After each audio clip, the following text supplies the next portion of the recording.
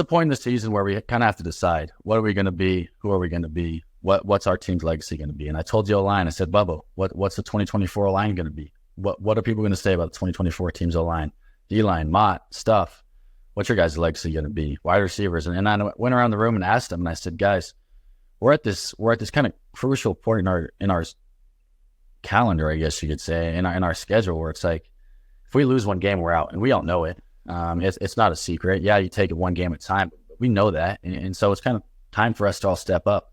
And it's funny because I had that gut feeling where I kind of had this intuition it was going to come down to a big kick. So at the same time, I was asking, what's my legacy going to be?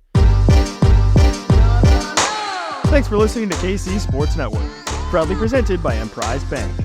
If you're thinking about starting a business or know someone who is, check out Emprise Bank's SBA loans. It's always good to know your options, and they can be your partner in possible. Hello, and welcome to another 3 Mall Wildcat Weekly Player Spotlight, and I am ecstatic to be joined by this week's guest, Chris Tennant, one of the heroes of Saturday night's 29-27 win over KU as he drilled the 51-yard field goal with less than 2 minutes remaining that proved to be the game winner to extend the streak over KU to 16 games, and more importantly, push this Wildcat team to 7-1 on the season and 4-1 in Big 12 play. Before we get started with Chris, want to remind all of you, as always, that our weekly Player Spotlight is brought to you by Riverbank Brewing in Council Grove, which has partnered with Wildcat NIL to bring a player on the show each week throughout football season. Hopefully, many of you had an opportunity to try a beer from Riverbank as the Wildcat NIL tailgate this weekend as they were serving drinks prior to the KU game over there. And you've heard me say it time and time again, but Riverbank is an awesome location, just 35 minutes from Manhattan, located just off Main Street in the Neosho River in Council Grove. Really scenic setting in a really cool building with great owners and a tremendous, huge outdoor covered patio that overlooks the river. In fact, one of our listeners tweeted me a picture Saturday of him enjoying a beer from the Riverbank patio. Riverbank brews their craft beers in-house, also has several cocktail options. They just recently released their fall menu, includes several cocktails mixed with Lewisburg apple cider, also have flatbreads on hand, chips, mixed nuts, charcuterie boxes, and other snack options you can have while you enjoy a drink. Go to riverbankbrewing.com, check out the full menu, hours, and much more. They'll be open Saturday, so swing by, watch the Cats take on Houston at 2:30 on one of Riverbank's mini TVs, or pick up some beer to go to have at your tailgate at a future tailgate this season. Go support Riverbank Brewing, enjoy some craft beers and cocktails in the beautiful Flint Hills while helping a local business that's supporting K-State athletes. Chris, thank you so much for coming on the show. First off, I know I was congratulating you off there. Congrats on the huge kick on Saturday and getting the win and improving to 7-1 on the season. And we're going to get into the big kick, obviously, on Saturday, and your time at K-State, et cetera. But before we do that, I'm just curious, what's been the past couple of days been like for you, the immediate aftermath after making such a huge kick in a big moment? Yeah, honestly, it's been great. It's been nothing short of amazing, but it hasn't really been any different. Sunday, Monday practice, it's all the same, and it's not like I did anything crazy. It's just got to get back in the swing of things. Next week, classes, same old, getting that rhythm again, get ready for Houston. Did you hear from a bunch of people after the game Saturday that maybe you hadn't heard from in a while, or what was kind of the outpouring?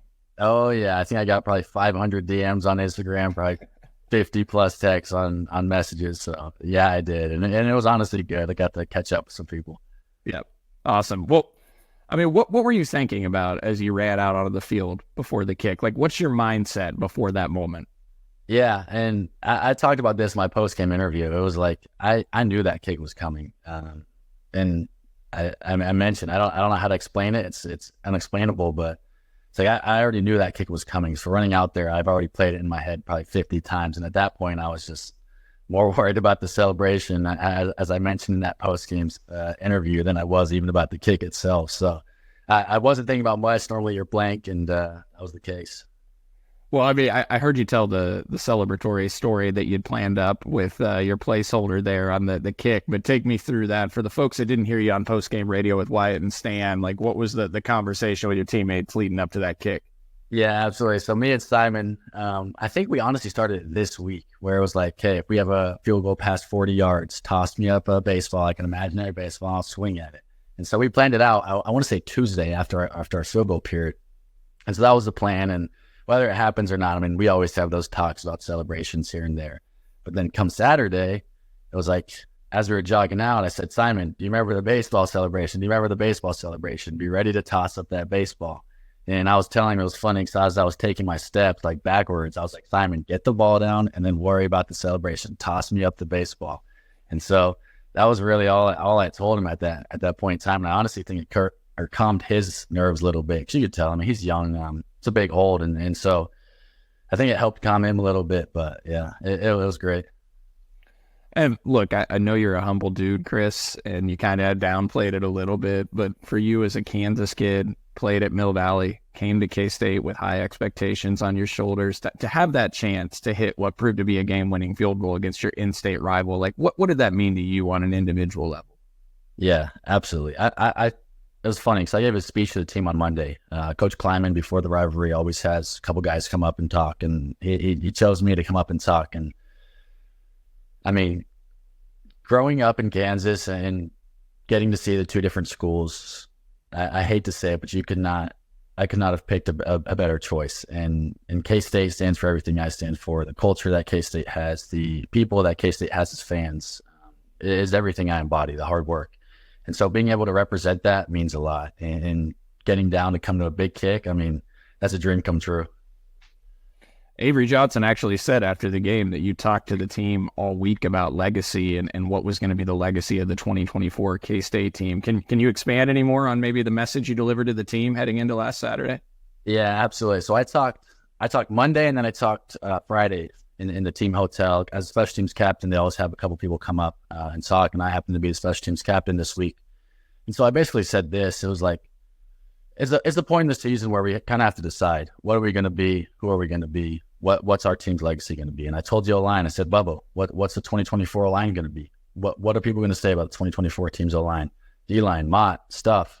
What's your guys' legacy going to be? Wide receivers. And I went around the room and asked them, and I said, guys, we're at this kind of crucial point in our calendar, I guess you could say, in our schedule, where it's like, if we lose one game, we're out, and we all know it. It's not a secret. Yeah, you take it one game at a time, but we know that. And so it's kind of time for us to all step up. And it's funny because I had that gut feeling where I kind of had this intuition it was going to come down to a big kick. So at the same time, I was asking, what's my legacy going to be in, history, this, that. And I said, guys, legacy comes down to big games and big moments. And that's it. Every game matters, but you don't find, people don't remember the Houston games or, whatever it is, you name it. They remember the Adrian Martinez hitting the bow after Oklahoma. They remember the wide open space cut of Deuce Vaughn in the Big 12 championship. They remember those key moments in the big games. That's what I told the guys. Well, Coach Kleiman pulled you into the middle of your teammates to speak after the game in the locker room too. A video posted on the K-State football social media account. What was the locker room scene like afterwards on that one? Absolutely crazy. I got soaking wet in a matter of seconds. Everybody throws water around and everything. It was crazy. You mentioned in your speech, Chris, to the team, that the locker room, that there was a story you wanted to give about your career and Coach Kleiman, but you weren't going to give it yet because there's more goals on the table. And I'm not asking you to divulge the full details or the full story, but could you expand on that anyway of what you were telling your teammates there? Yeah, absolutely. For those that have been around, know. And I mean, if you've been here since 2021, 2022, I've struggled, and K-State fans have given me hell, and rightfully so. I mentioned that. But there's no testimony without a test, and that's where the story comes from. And Coach Kleiman, after that TCU game, really saved my career. And in that 2022 TCU game, I missed two big field goals. We ended up losing the game. That was the game I lost a spot in that 2022 season. And I probably wouldn't be playing football if it wasn't for Coach Kleiman at this point in time. Between things out of college and just kind of life situations, I probably wouldn't be playing football. And that's just the honest truth. And because of him, because of some of the teammates, I still am. And so I kind of want to tell that story. There's a whole lot more that goes into it and a lot of details that I'm leaving out. But yeah, that's essentially the bread and butter of it. Is I'm playing football for one person, and that's Coach Kleiman. What does Coach Kleiman mean to you? Absolutely. Yeah. I've been blessed. Coming from Mill Valley, having Appleby, obviously amazing head coach, but then coming here, I mean, I don't even know who to thank for this, but I've probably had the best head coaches out of anybody in my entire football career. And he's really I don't want to say like a father figure, but it's just really someone you don't want to let down. He gives us a lot of responsibility. And with that, you kind of have to take accountability for your actions. You kind of have to take, I guess, credit for everything you're doing, because he gives you the freedom to choose how good you want to be. And sometimes maybe we need to get pushed more, sometimes not, who knows, but he gives us a lot of accountability and a lot of freedom to kind of decide. He always says it's a player-led program. And for that, I mean, it's the weight on our shoulders. So you never want to disappoint him. It's kind of like that father figure. I was at the 2022 game, Chris, in Fort Worth, and remember the moment, obviously, and I will let you share whatever details you want or not expand upon it. But I mean, you talked about after the game, and you just did right there, but quote, after the game, you said, quote, "I haven't always been that guy. I'm glad to finally reach the point in my career where I'm confident and make others around me confident." I mean, can you speak about your experiences of your 4 years at K-State, what the ride has been like for you through the ups and downs, and how you got to where you're at today? Yeah, nothing short of a roller coaster, right? So for those who don't know, kind of my freshman year was the backup. Started behind a guy named Tate Winkle. Great kicker, great dude. Still friends with him to this day. He actually texted me after the game. But about middle of the year, freshman year, I kind of got thrown into the fire, was kicking well, but nonetheless got thrown in the fire and did all right. I don't know how many people know this, but I was actually a punter out of high school, was looking at punting at a bunch of different colleges. One of the main reasons I came to K-State was just so I had that opportunity to kick. They kind of knew I could kick on the side, and they were like, "Listen, we'll definitely try you out at the kicker spot." And so I came here knowing I might do both. And ended up getting thrown in as a kicker, and then did all right my freshman year. I think expectations were low.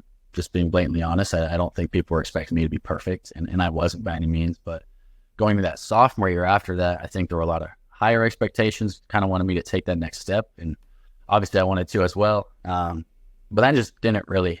And a lot of it comes down to my mental, and I'll be the first to admit it. I had everything physically, could make, was probably charging 90+% in practice, could hit every single kick. They could back me up to wherever, and I'd make it, but then come in games, and it's just I wasn't swinging the same. And so I dealt with that, and it wasn't easy. I'm a guy who will try to outwork anything. It's like if you give me something to do, I'll do it. I'll work my hardest at it, but you can't necessarily outwork a mental problem, or I don't want to say problem, but a mental hurdle, I guess you could say. And it's not something that you could just squat 10 more times in the weight room and now you're going to make all the kicks. That's not how it works. So that was really challenging for me, balancing that with my perfectionist kind of attitude. But sophomore year didn't go well. And then, I ended up losing the spot about the same time I gained it my freshman year.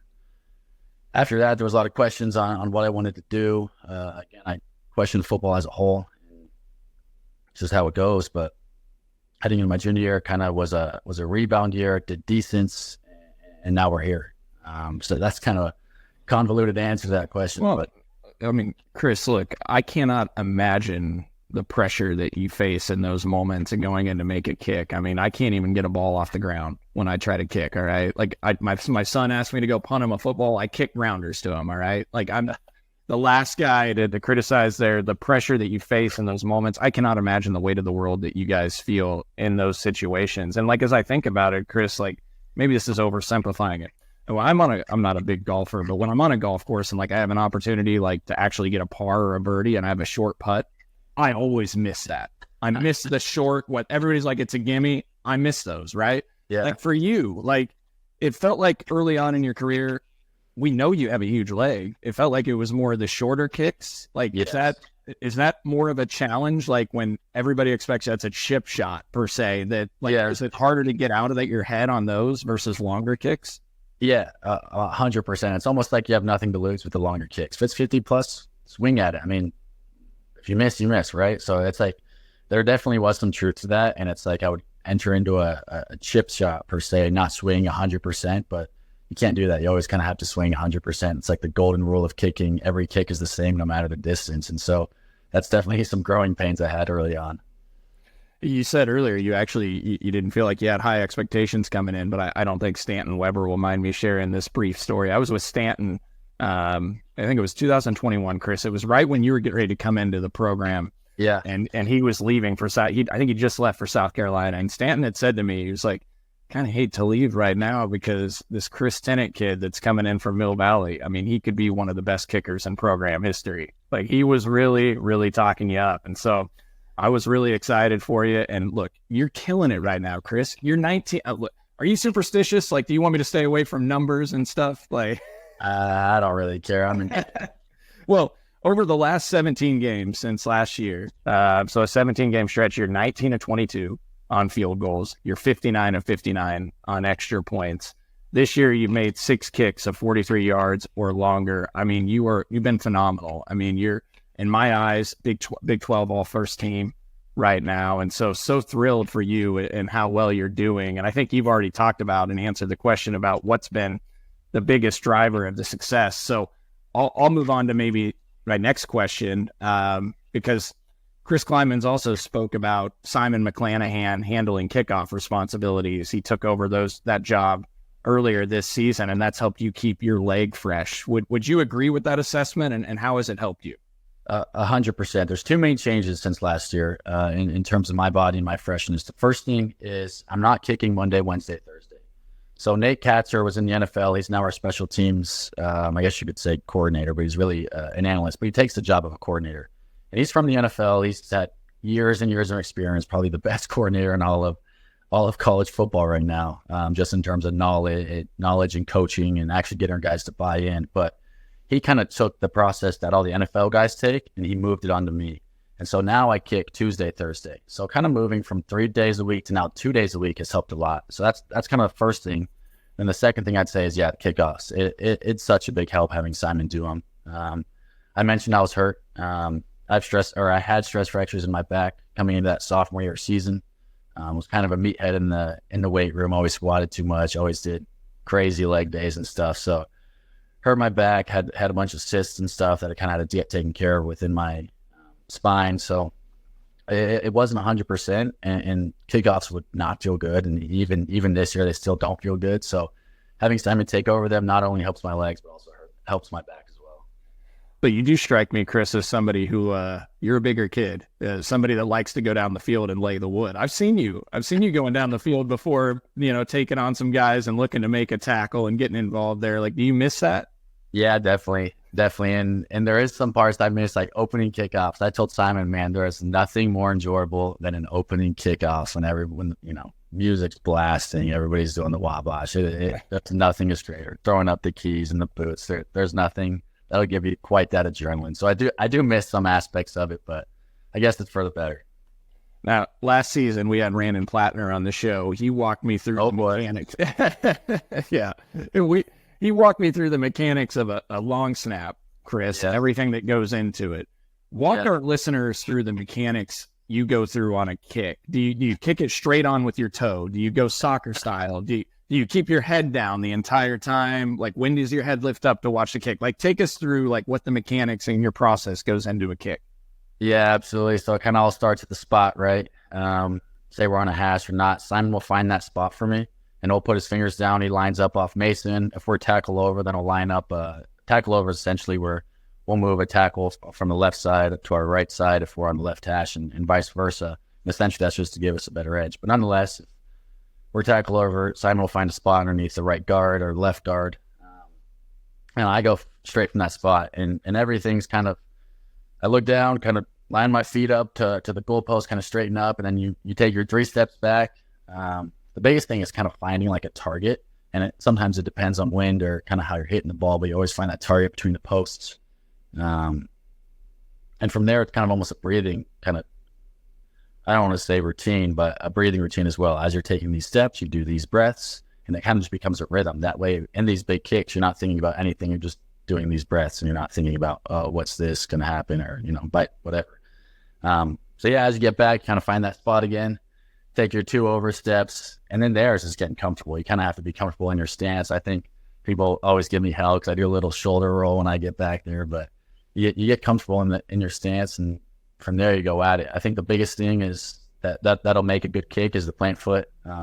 My miss is always a bad plant foot if I'm too deep on the ball in relation to the spot. So if this is a spot and I'm too deep on it, then I'll normally pull the ball or push the ball. So there's a lot that goes into it there. As for looking up and following through, kind of the good answer would be you shouldn't look up till you follow through. I think a lot of college kickers, and myself included, can sometimes kind of do a bad job of this. Sometimes we'll hit the ball and immediately just want to look up and see where the ball's going.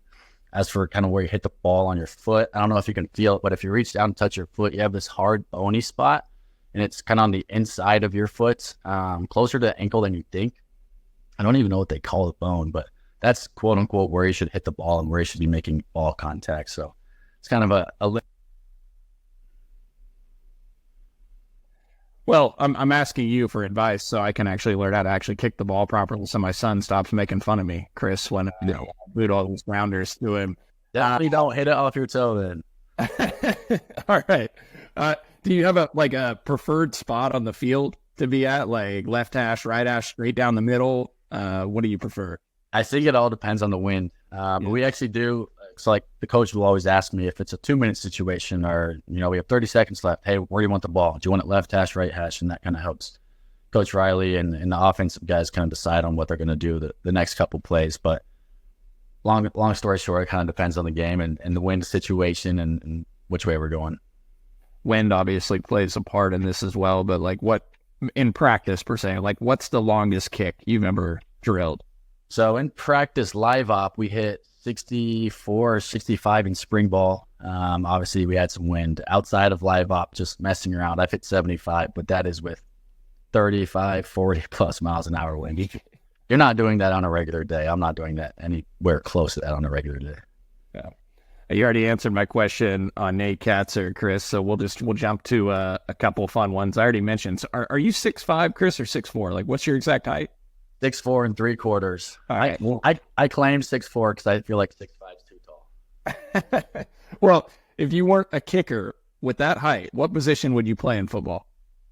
I've always been tight end, and the coach has always given me hell. Just because I mentioned I'm a meathead when it comes to weight room. So when I came in, I was one of the strongest guys and won the team MVP for the competition thing we do in the off season. So people always give me hell. Why aren't you playing this? Why aren't you playing that? And then I think they saw me try to catch a football. I'm like, yeah, never mind. You know what, Chris? I think I saw a couple of their Big 12 teams run fake field goals this last weekend. I think Tech and BYU did it. Like, we get you on a fake here. Like, what would be the go-to? Would it be you on the run, or would it be you delivering a pass? Well, I definitely can't spoil anything, but we do have some good options in there. I'll just say that. Yeah, I hear you. Well, if it wasn't football, like, what other sport would you play? Like, were you a big basketball player too in high school? Shoot, I wish. I was actually a big soccer player, and so I was gonna go to college for soccer. I was looking at a couple big schools, played center back, and thought I was going to be playing soccer my whole career. Like heading into my junior year of high school, I was like, okay, soccer is for me. This is what I'm going to do. And then next thing I know, did well at a couple camps for kicking and had a bunch of colleges fly in. And I was like, yep, never mind. Screw soccer. Well, what other options did you have? I mean, we'll wrap on this. What other options you have besides K-State when it came to college and football? Yeah, so there was honestly a lot of them, and I'm not trying to sound cocky in any way. It's just I happened to do good at a camp and had Penn State fly in. Ohio State was looking at me, talks to guys at Clemson. When it came down to it, the top 5 were USC, Arkansas, K-State. I don't remember if Ohio State was in my top 5, but Penn State definitely was. And it came down to kind of which colleges wanted me to punt and which colleges also kind of wanted to see me as a kicker. And so that's how I decided. And obviously I loved K-State and I loved everything about it. And it was a very easy sell. Yeah. Well, hey, Chris, this was great. I appreciate it so much. Congrats again on the big moments. Congrats on all the success and well-deserved success that you're experiencing over the last couple of seasons. So happy to hear about all of this. Appreciate you opening up with us on the show and coming on. And so grateful for you, having you at K-State. And I cannot wait to watch the rest of this season unfold. Best of luck to you, your teammates, and hopefully we have you on again before the Big 12 championship in Arlington. Let's go get to Dallas here later this year. Yes, sir. Appreciate it, Cole. Appreciate you having me on, and appreciate you guys. All right, appreciate it. Thanks, Chris.